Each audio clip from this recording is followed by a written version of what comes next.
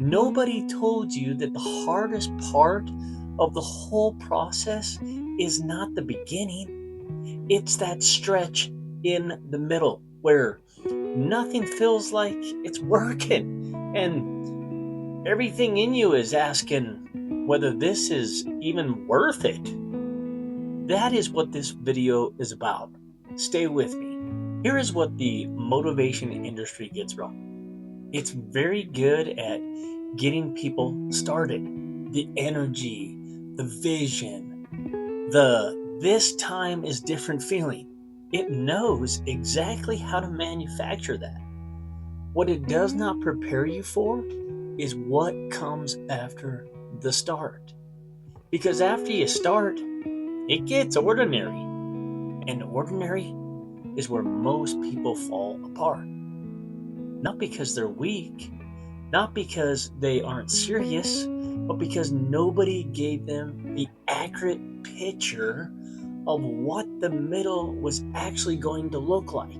So when it arrives, and it always arrives, they think something has gone wrong. They think somehow they're failing. They think the process is broken and they quit. Today I want to give you the picture nobody gave you.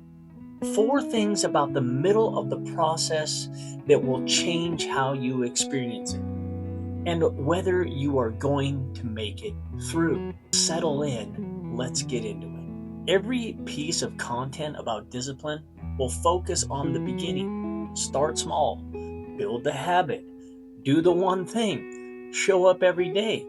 The message is everywhere, and it's not wrong, but it is incomplete because it stops right at the point where the real work begins. Listen, the beginning, man, it's got energy behind it.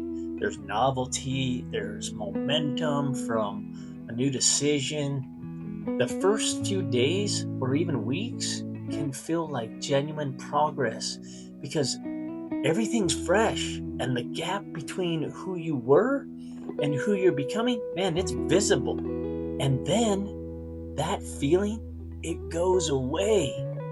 But the alarm still goes off. The one thing still needs to get done, but the electricity that was there at the start is gone. And now it's just you and the decision.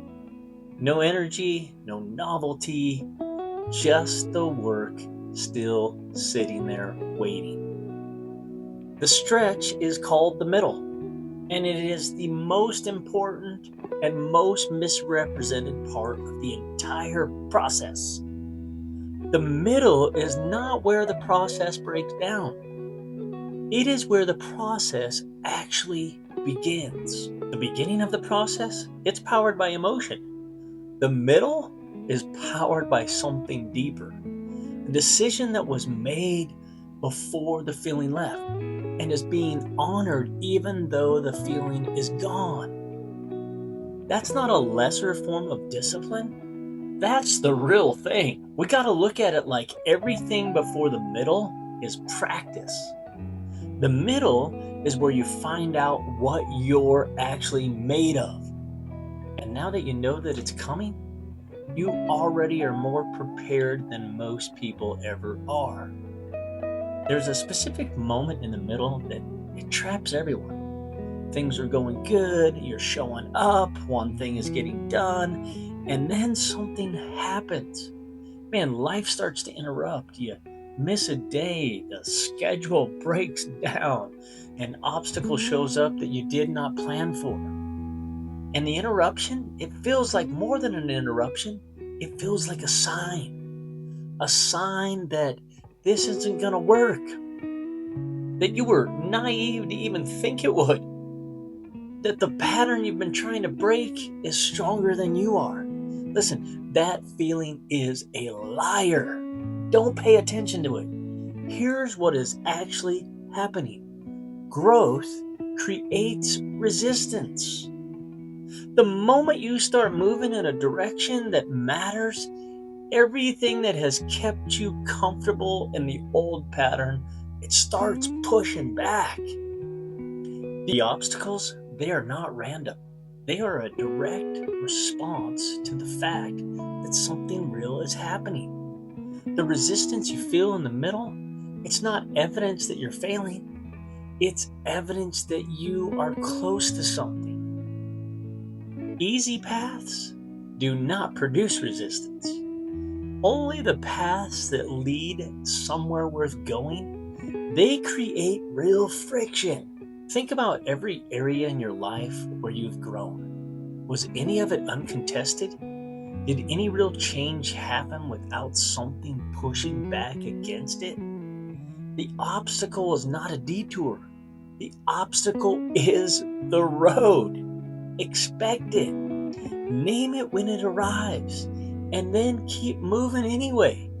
Not because it isn't hard, but because you know that the hard means you are exactly where you're supposed to be. Here's the thing. Most people quit in the middle. They're not weak. They are just unprepared. There's a significant difference between those two things. And it matters because one is a character flaw and the other is a solvable problem. A weak person can't push through resistance regardless of preparation. An unprepared person walks into the resistance without knowing what it is, where it comes from, or what to do with it. And when it hits, they have no framework for it. So they default to the only conclusion available. Something's got to be wrong with me. And that conclusion, it starts a spiral. The missed day becomes evidence of the pattern.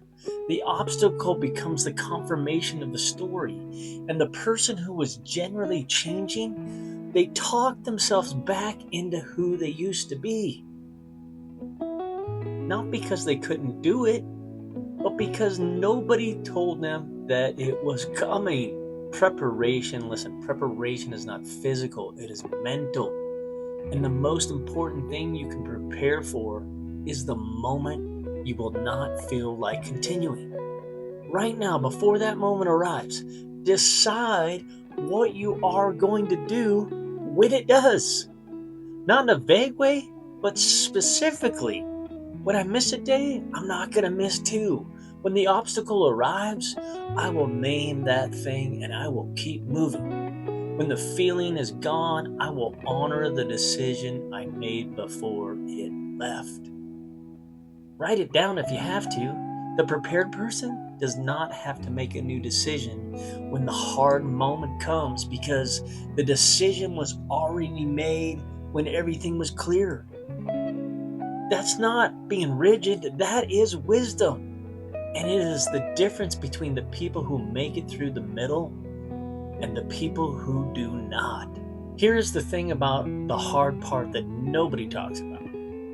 You don't get through it by being stronger than it. It just doesn't work that way. Trying to overpower the hard middle with sheer force of will is the strategy that burns people out and sends them back to the beginning to start over. We know willpower is finite, it runs out, and the middle is long enough that willpower alone will never carry you through it. The ones that make it through, they're not the ones who gritted their teeth the hardest, they are the ones who stop being surprised by the difficulty. You don't overcome the hard part by being stronger than it. You overcome the hard thing by expecting it. When hard is expected, it stops being a signal to stop and it becomes a signal to continue. When the difficult day arrives and you recognize it and you knew that it was coming, this is exactly what the middle feels like. And it loses its power to convince you that something is wrong. That reframe, it's not a small thing. It's the entire game. Every person who has built something real has been exactly where you are right now. In the quiet, in the repetitive, in the days where nothing feels like progress and everything is asking whether it is worth it or not. They did not feel different than you feel. They are not built different than you were built. They just knew that this part was coming. And when it arrived, they recognized it for what it is. Not the end of the process, but the proof that the process is working. And now you know too. The middle is not where dreams die, it is where they get built. One ordinary, unremarkable day at a time.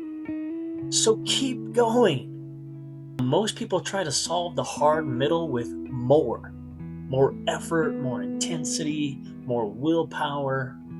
But the next video is about why that is the wrong answer and what actually works instead. Watch it now.